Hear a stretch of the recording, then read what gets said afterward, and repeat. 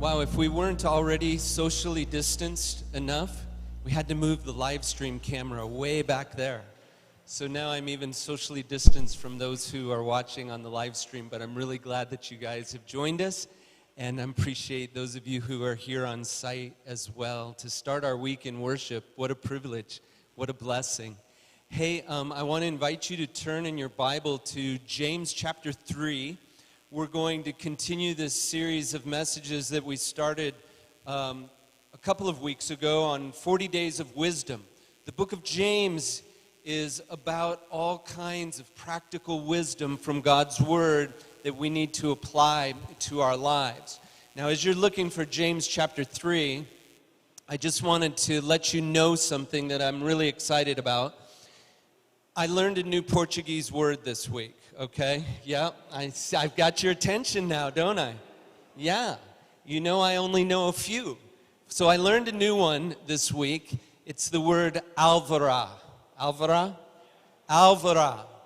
Now, some of you Brazilians may not even know what the Portuguese word alvará is, but I'm told that in English, the English equivalent is building permit, right? So we received our alvará this week here at Bridges.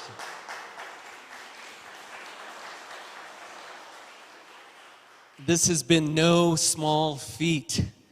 God has provided this for us, and so we've got just a couple of small details left, but I wanted to let you know, those of you who are here, those of you who are watching online, in the next couple of weeks, we're going to begin building the new worship center.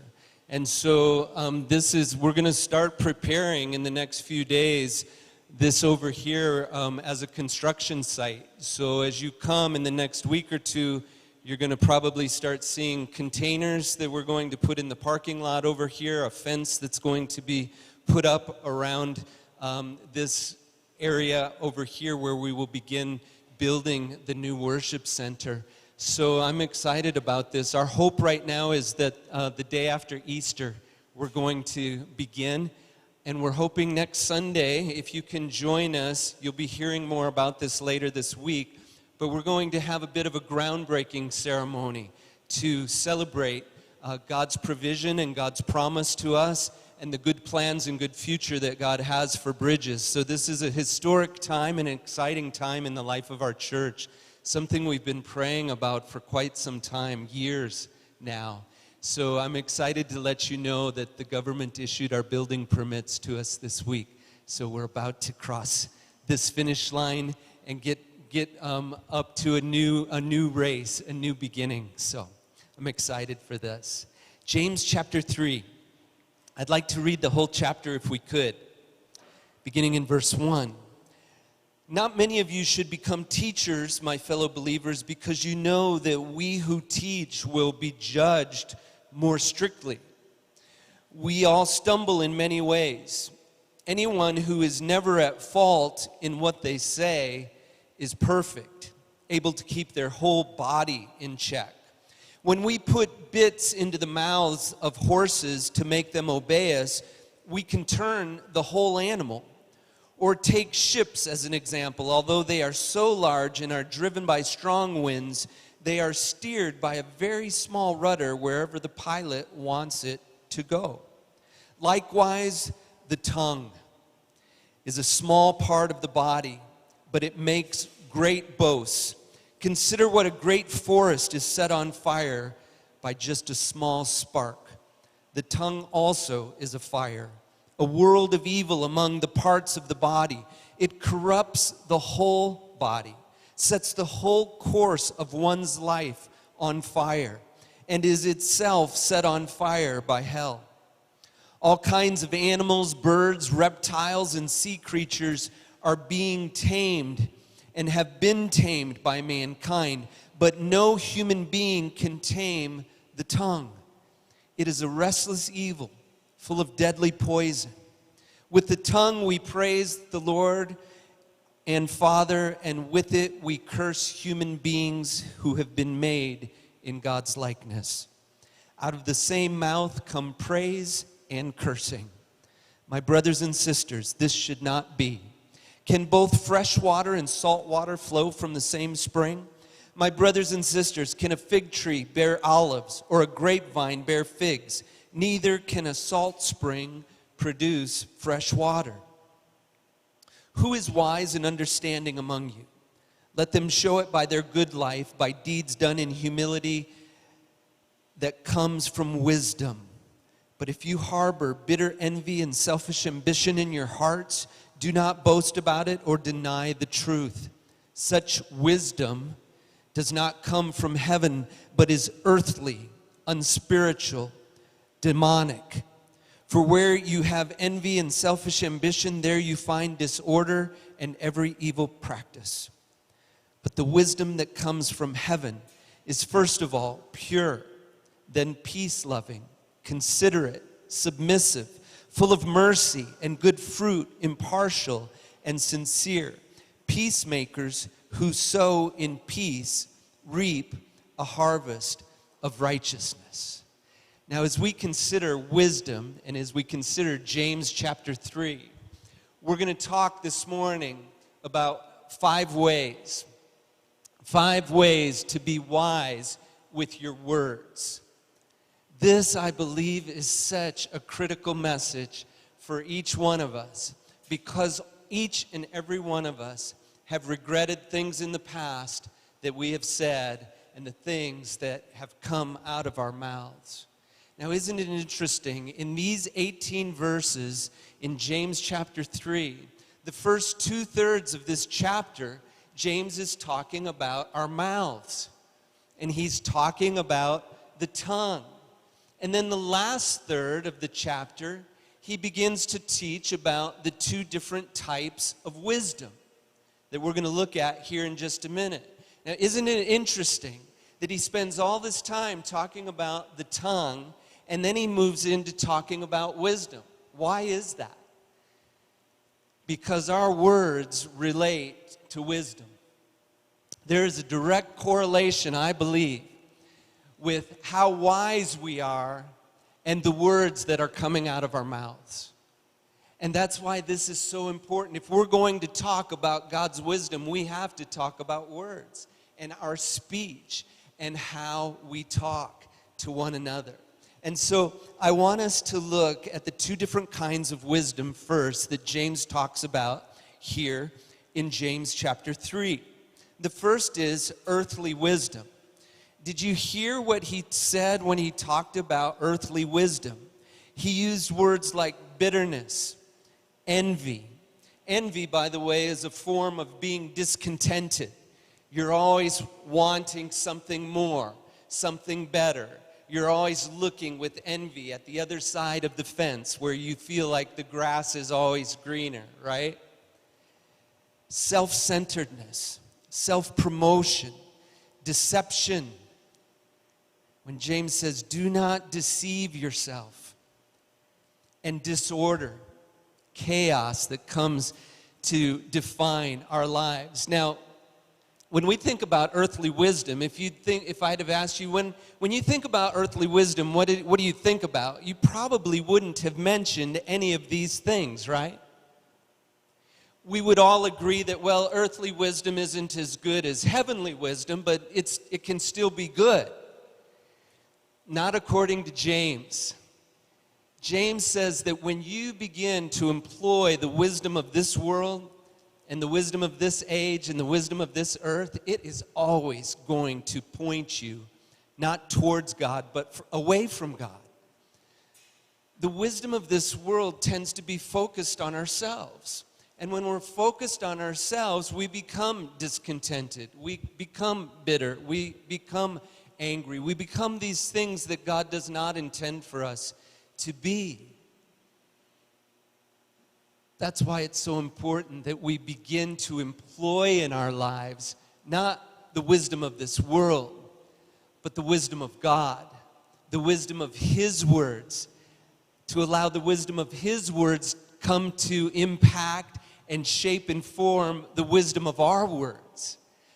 Listen to how he describes heavenly wisdom. Heavenly wisdom is marked by purity, a love for peace, considerate, It's marked by humility and mercy, fruitfulness, non-prejudice, and authenticity. And I don't know about you, but when I turn on the news and I watch the BBC, or I go to my news sites on my phone, Reuters or MSNBC or whatever the case might be, I'm not seeing a lot of heavenly wisdom. Are you? Are you seeing a lot of people being considerate with one another, peace-loving, humble, merciful? I don't. I see a lot of worldly wisdom being talked about, being acted out. I see the exact opposite of the wisdom that God wants us to have. And so that's why this is so important and why I want us to focus on it. And one of the primary ways which we can reflect heavenly wisdom, be peace-loving, merciful, non-prejudiced, honest, transparent, authentic, is by the words that we use, by how we talk and how we speak. Have you heard the expression of being a game changer? Something that's a game changer. You're watching the football match or the basketball game or whatever sport it might be, and there's something that happens that changes the whole outcome of the game. That's a game changer. Well, I believe that the words that we use can be a relationship changer. A relationship changer. If we use the wisdom of God with how we speak, it can totally transform our marriage, our work relationships, relationships to a parent or to our children, whatever relationship you might have, how we speak can be a relationship changer. Now, last week, and I really appreciated Marcelo's message last week on James chapter 2 and life-changing faith. And he used an illustration that has stuck with me throughout the week. I don't know if you remember, but he talked about faith being somewhat like a credit card, right? He said you can have the silver card, you can have the gold card, you can have the platinum card. You can have a credit limit of, I don't know, 1 million reais, $50,000, whatever. But until you authorize it, it doesn't do you any good, right? And he made the analogy of that being like dead faith. Until you begin to authorize and use and activate your faith, it's just dead. So Marcelo talked about credit cards. Today I'm talking about cash. Cash, all right? Have you all seen the new 200 Reais note? Yeah, right here. 200 Reais. Yeah, some of you haven't seen that. Well, take a good look because you're not going to see it for much longer. Some of you might be more familiar with the 2 Real note, right? I believe that relationships are like a bank account in which we make deposits or take withdrawals. We can make 200 Reais deposits with the words that we use this week. We can even just by the simplest word, maybe by just simply saying thank you in a very authentic and genuine way, something as simple as a 2 Real note, and it can make all the difference in a relationship. It can make all of the difference. The deposits that we make by the words that we use. Unfortunately, many of us are going to make withdrawals this week by the words that we use. I hope it's not the case, but in my past, I have made 200 Real withdrawals from relationships by the words that I've spoken. With my children, with my wife, with people I care about, people I've worked with. Some of you have experienced those withdrawals by what someone said to you. It might have been when you were 3, 4, 5, 6 years old, and you're still dealing with those words and with that withdrawal. You know what I'm talking about, don't you? We've all experienced this. It's the power of our speech. It's the power that we have to make deposits and allow the balance, allow the value of that relationship to increase simply by how we speak to another, or how we can depreciate that relationship by the withdrawals that we'll make with our words. I want to be a person this week who's making deposits into my relationships. Deposits into relationships here at Bridges, in my family, with my neighbors, people that I'll encounter who are perfect strangers this week. I don't want to be making withdrawals. And I want our church, I want Bridges Church here in Brasília, those of you watching online, I want one of the things that marks us as a community of faith to be how we speak. And I want us to be making deposits into the lives of others that we encounter. So, 5 ways to be wise with your words. Did you hear what James said? The tongue is a small thing, but what enormous damage it can do. A great forest can be set on fire by one tiny spark, and the tongue can turn whole lives into a blazing flame of destruction and disaster. Do you note the words that he's using here? This is serious stuff, isn't it? Whole lives can be set into a blazing flame of destruction and disaster simply by the words that we speak. Proverbs 18:21 speaks to the power of words. Death and life are found in the power of the tongue. Death and life. Not physically, but wow, mentally, emotionally, relationally, our words have the power to bring either death or life. Listen to what Jesus said in Matthew chapter 12, verse 36. Your words show what's in your heart. Your words reveal what's in your heart. I promise you that on the day of judgment, everyone will have to account for every careless word they have spoken. That to me is one of the most scary verses in the Bible. If I'm just being honest with you, wow. And that comes straight from the lips of Jesus. We're going to have to give account for the careless words that we speak. 5 ways.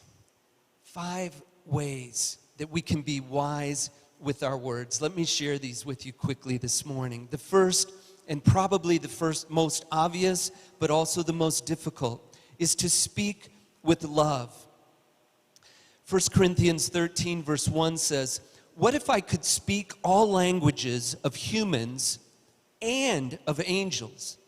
If I did not love others, I would be nothing more than a noisy gong or a clanging cymbal. Now, some of you, several of you here this morning, part of our Bridges community, you're diplomats. It's your job to be peacemakers and to be diplomatic, right? Can you imagine your career arc as a diplomat if you could speak every language known to man? I mean, you would be super diplomat, right? Desmond? You'd be the rock star of all diplomats. Javon? Rock star. If you could speak every language. Those of you who aren't diplomats, can you imagine how marketable you would be if you could speak every language known to humankind? Amazing. Amazing. I would be one of the most awesome pastors on the planet. And then not only add to every human language, but also the languages of angels. I don't even know what that sounds like, but it sounds good to me. Talking like an angel? Sign me up for that. Without love, you would just be making noise. You're just making noise. Banging on cymbals. Clanging on gongs. Without love, language does not count. Without love, language does not count. The wisdom of God says that there needs to be love behind our language. Even if you can only speak one language or 1.5 language, like me, which isn't Portuguese, by the way. My other half is Mandarin. Even if you only speak a single language, when you're speaking with love, it makes all the difference. Can you imagine your career arc if every word you spoke was spoken with love? Can you imagine your marriage if every word was spoken with love? Your relationships with your children if every word was spoken and had love attached to it?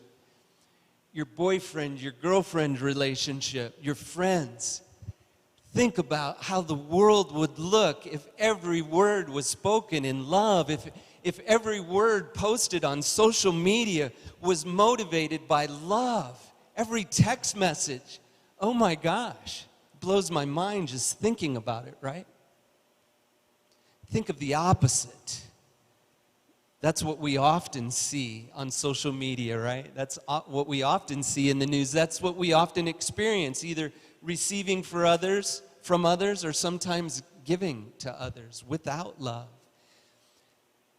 If we're going to be wise with our words, we need to speak a language of love. Otherwise, we're just making noise. The second way to make our words wise is to speak with consistency. Did you hear what James said? Out of the same mouth comes the praise of God, and with the same mouth we curse. We curse. I've experienced this myself.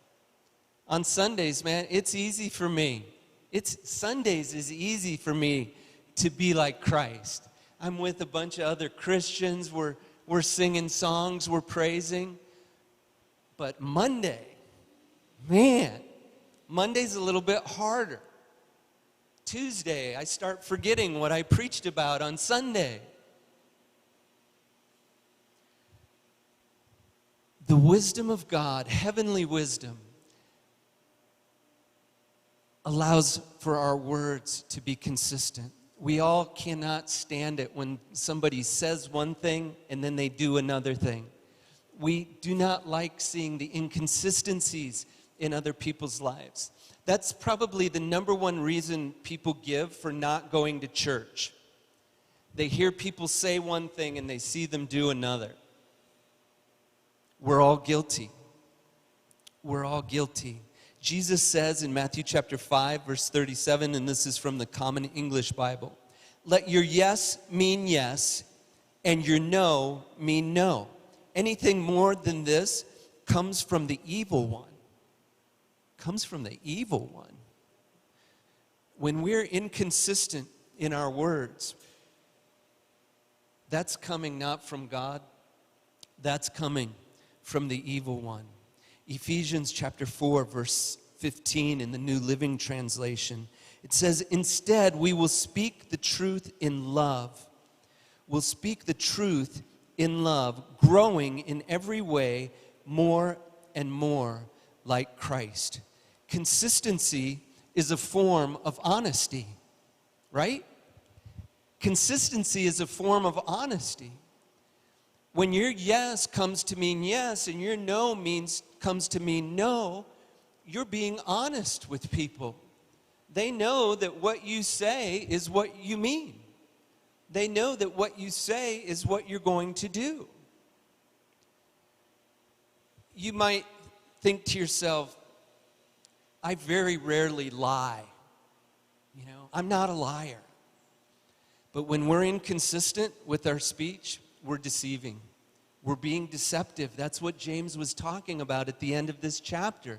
That's the earthly kind of wisdom where we deceive ourselves into thinking, oh, I'm honest. Even when I don't follow through or do what I say I'm going to do. God says no. We become more and more like Christ when we speak truth with love. Now, just as an aside, I've heard people abuse this verse. And they believe that this verse gives them license to vent and to vomit on people with their words because what I'm about to say is true.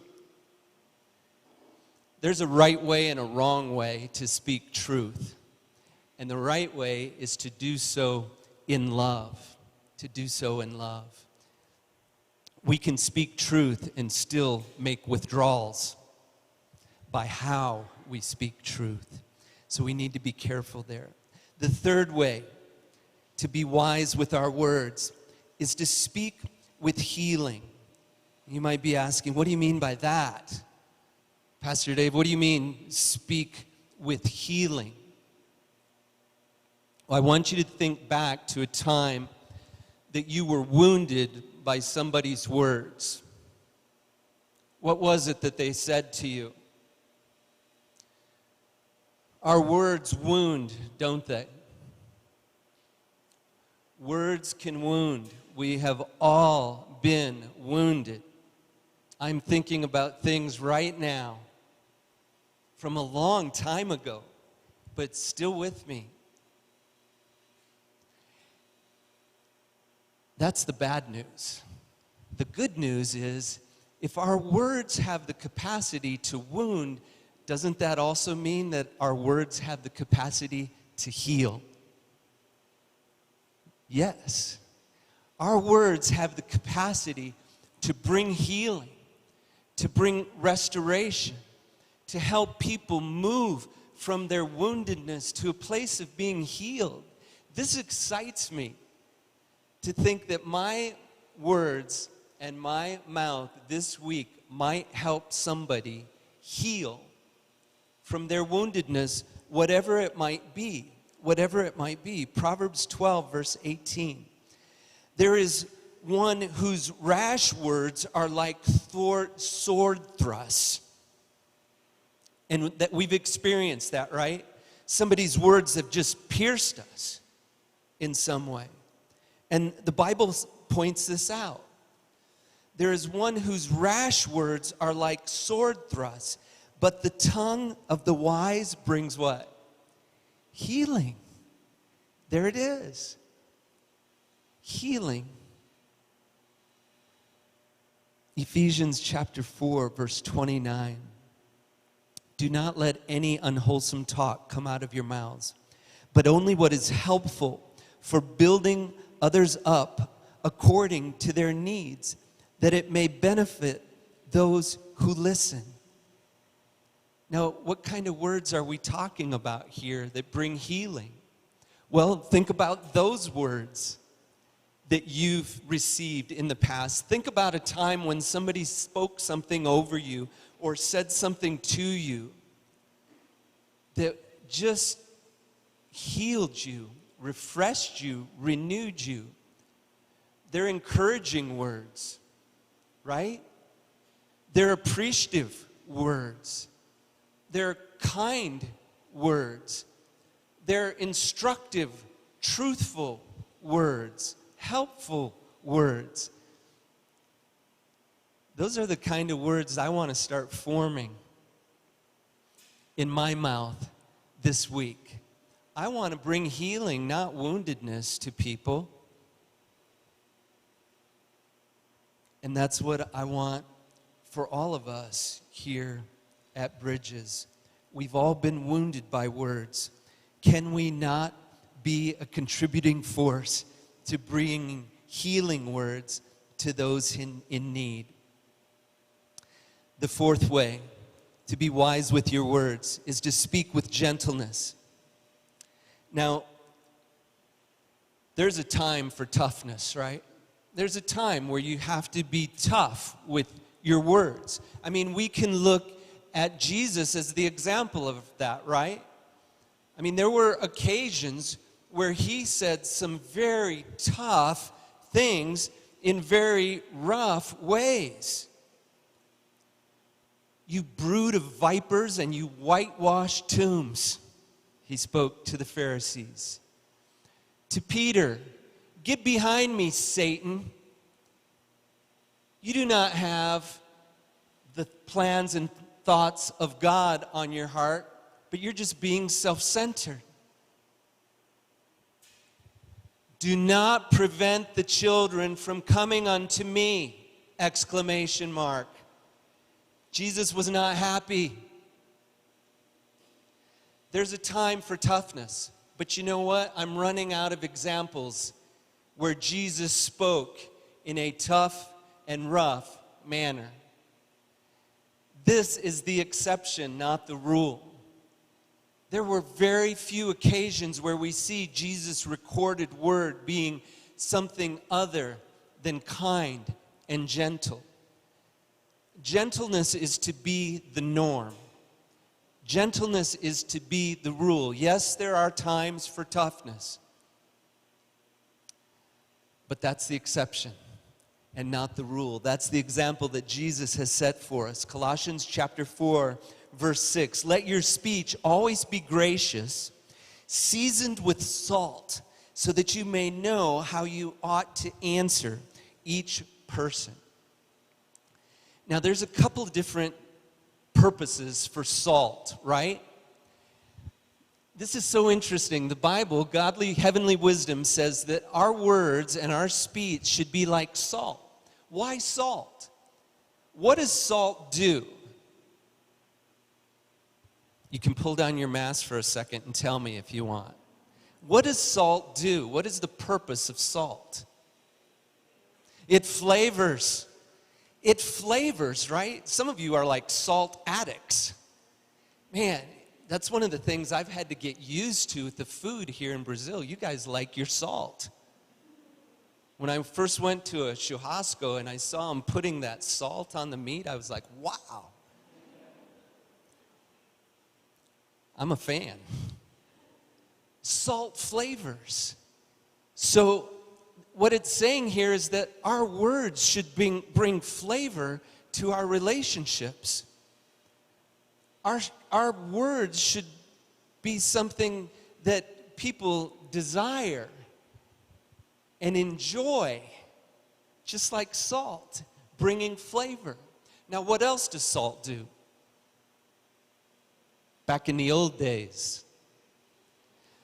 salt preserves. Salt preserves, doesn't it? If you put and apply salt to a food, it's going to last a lot longer than it would without the salt, right? In other words, our speech, our words, our language should help preserve relationships and not tear them down. Add flavor, preserve.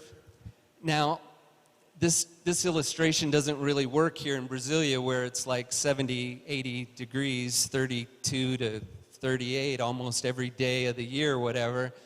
But I did not grow up in that. I grew up near Chicago, in the frozen tundra of the Great White North. It's one of the reasons I left Chicago. I don't like cold. People ask me, what do you like about Brasília? The weather. And then you guys say, yeah, but it can be so dry. I'm like, so what? Go to Chicago in the winter. You'll take dry. There they use salt for something else. They put salt on the snowy, icy roads to melt it to melt it. Salt melts. Salt makes safe something that is hazardous. Salt, when it melts the ice, allows you to drive, allows you to walk. Same is true with our speech. Like salt, it should create safe places and not hazardous places. Season your speech with salt, and you will bring flavor, and you will bring preservation, and you will bring safety to your relationships. That's why the Bible uses this analogy. Proverbs chapter 15, verse 1. A gentle answer turns away wrath, but a harsh word stirs up anger.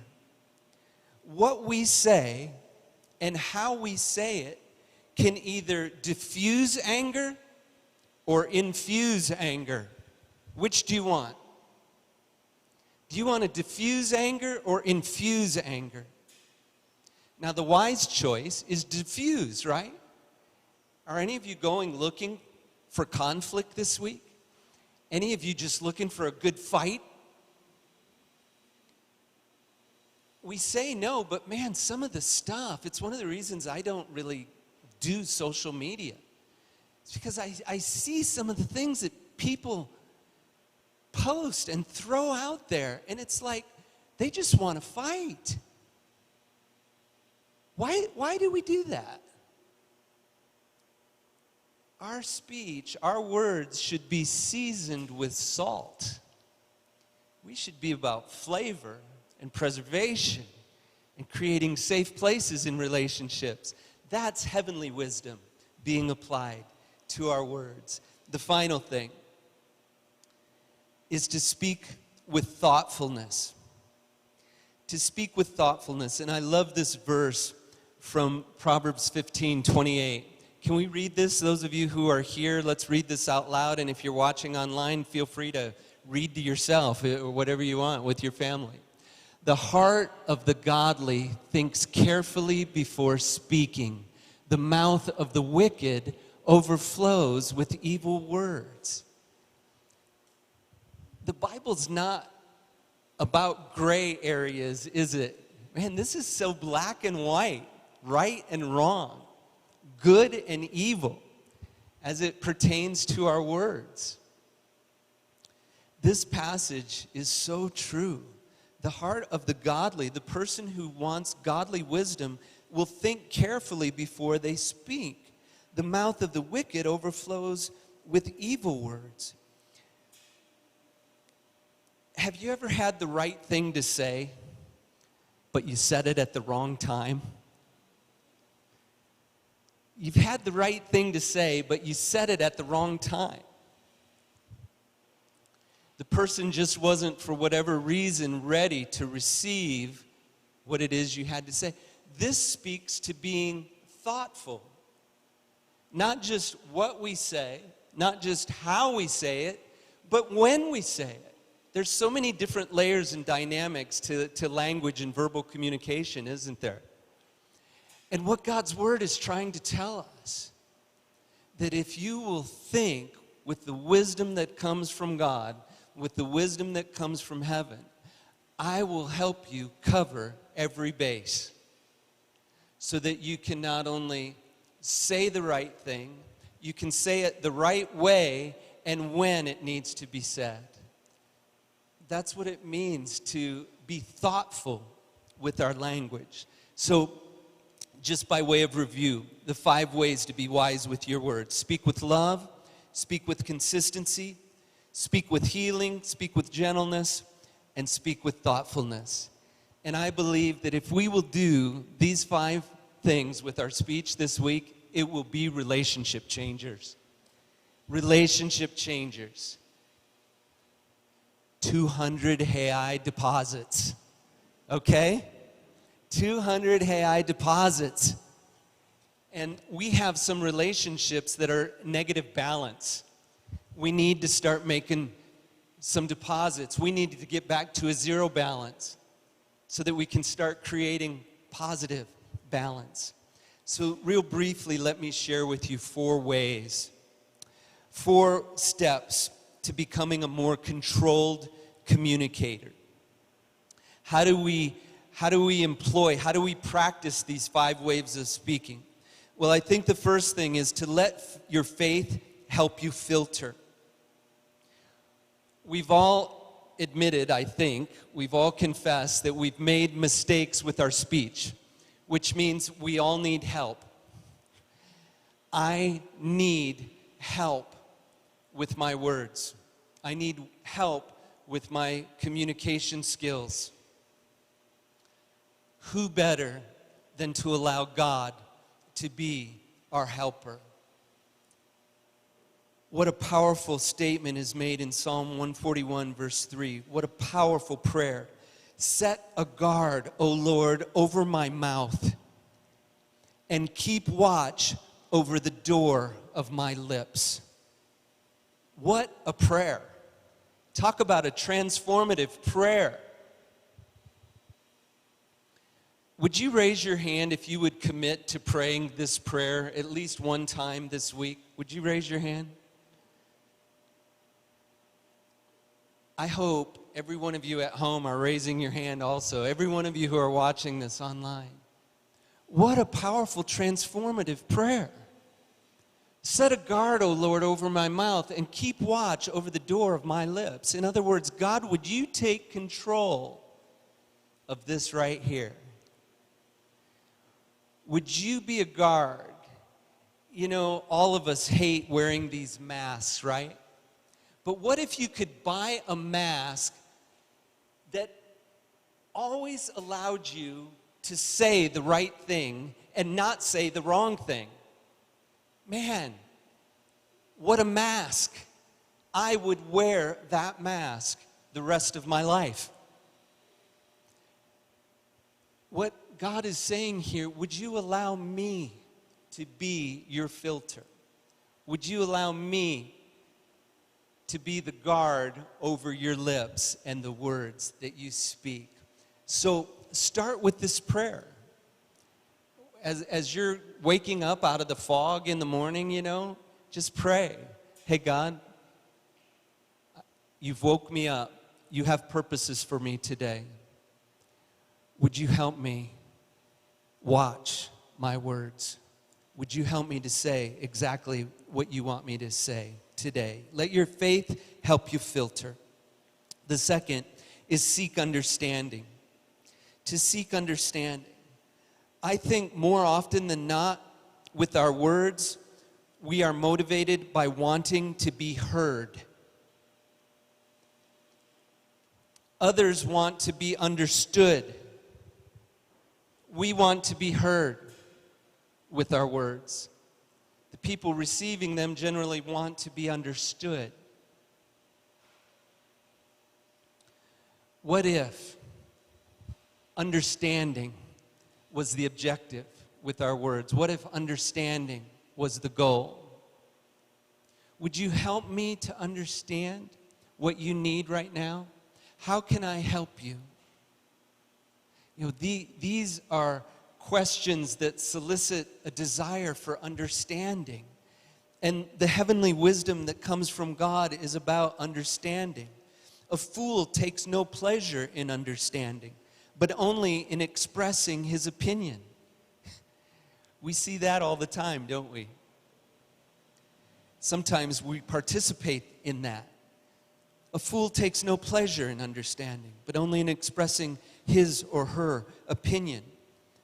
That person has no concept of accountability. They don't care the damage or the wounds that their words might cause. They just want to express themselves. They just want to be heard.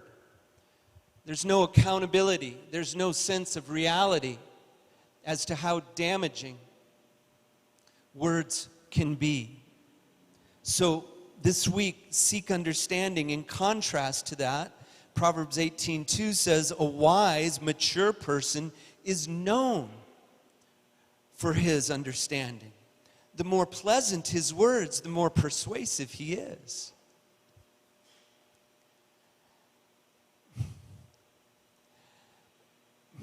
if you want me to do something for you, I'm just going to give you a tip, okay? Don't yell at me. I'm not really motivated by yelling.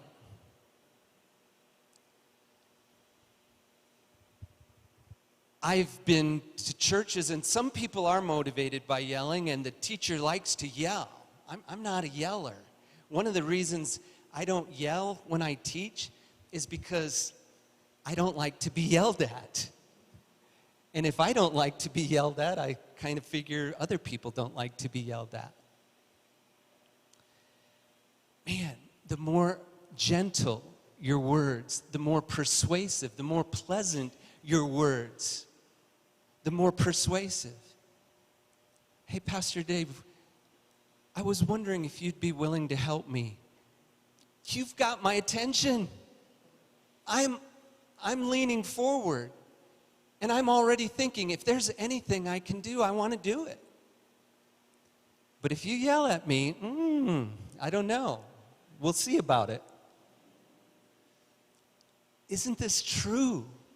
The wisdom of God is true. The more pleasant our words, the more persuasive our words, and we become more understanding, more mature when our words reflect that. Let your faith help you filter, seek understanding, be an active listener. Be an active listener. I'm afraid that too often we value louder over listening. We value louder over listening. The person's not understanding. The person's not getting my point. And so what do? We get louder. I tell a person, desculpa amigo, não falo português. And so what do? They start speaking Portuguese louder. Doesn't help. And so then I just listen and I nod. Não entendi, you know. Be an active listener. Don't be as concerned about being louder as being a listener. James pointed this out in the first chapter of his letter. And so much of James' letter speaks about how we speak, right? Just by way of review, verse 19 of James 1, he said, "My dear brothers and sisters, take note of this. Everyone should be quick to listen, slow to speak, and slow to become angry."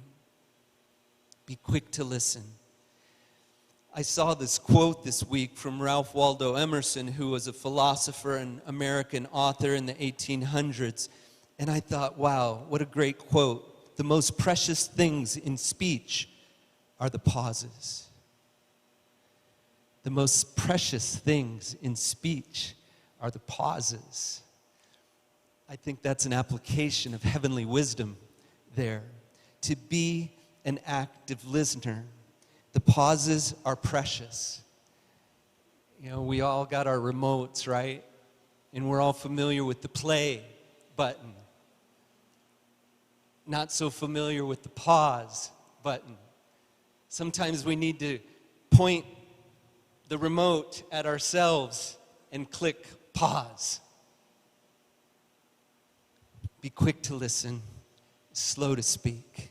Become an active listener.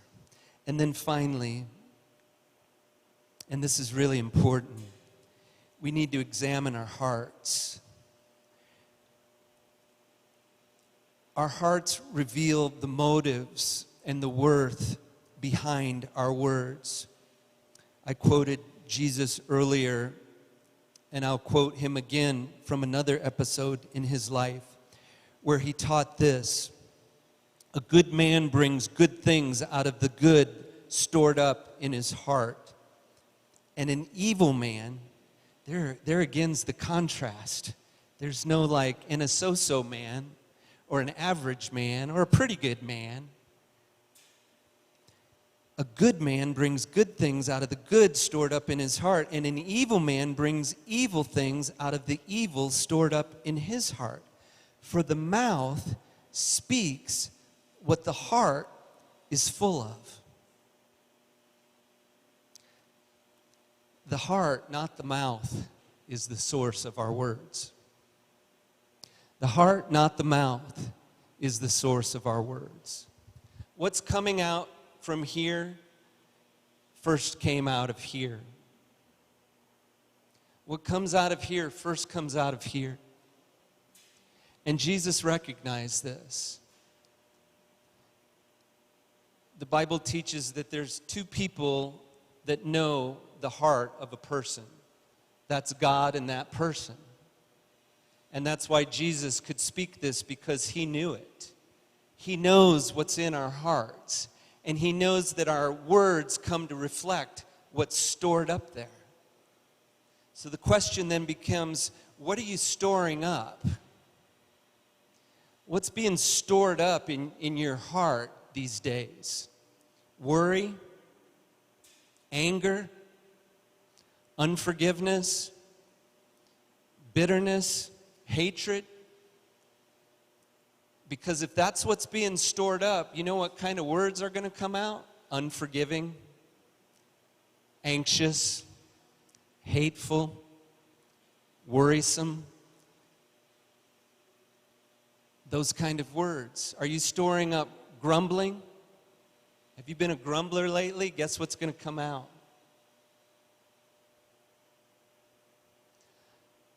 On the other hand, if we'll start storing up kindness, gratitude, encouragement, praise, fruitfulness, peace, joy, guess what? Your words are going to come to be shaped by those things. You're going to start speaking joyous words, kind words, forgiving words, grateful words, appreciative words. Examine your heart to see what's there, because this, more than anything, will come to shape how we speak. I'll close with Ezekiel 36:26, where God says, I will give you a new heart and a new spirit I will put within you. A heavenly heart produces heavenly wisdom. And heavenly wisdom produces heavenly words. Words that are pure, peace-loving, considerate, humble, merciful, fruitful, non-prejudice, honest, and authentic. Let's pray together. God, thank you for your words to us this morning about our words. And I confess for myself, and I confess for each and every one of us, God, we are guilty. We've all said things that we wished we hadn't said. We've said things that we wanted to say and intended to say, knowing it was going to be hurtful when we said it. We wanted to derive some sense of self-satisfaction or self-gratification by speaking in harmful ways. And I just ask, God, that you would forgive us. I pray that this week you would help us to be about making deposits into our relationships with the words that we choose. And as we examine our hearts now, would you help us to be honest with ourselves and honest with you? I want you to take a moment to be still before God and to have a conversation with him about what you've heard this morning and what you need to do with what you've heard this morning.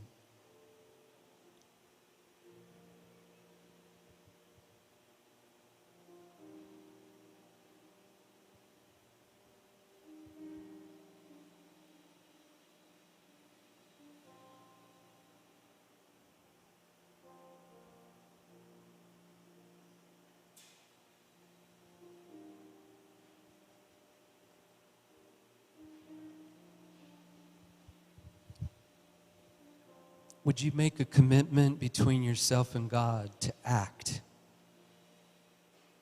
to put faith into action to be a wise, mature, understanding person this week with your speech.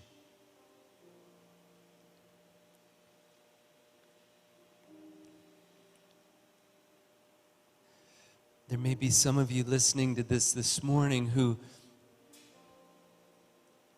don't know the godly wisdom that I've spoken